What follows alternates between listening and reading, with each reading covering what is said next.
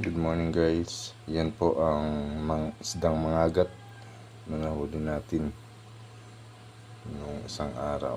Ngayon po ito ay ating isisigang dahil sa bagay sa malamig na panahon.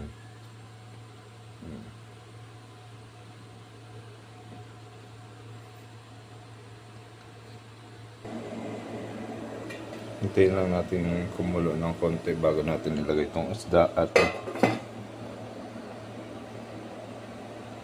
tayo nanalbos na rin sa kangkungan sa harapan yan para may gulay naman. Thank you for watching guys. Ayan na ako tuloy. Ayan, guys.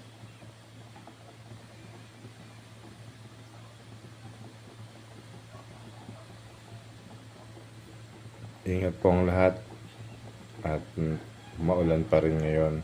God bless us all.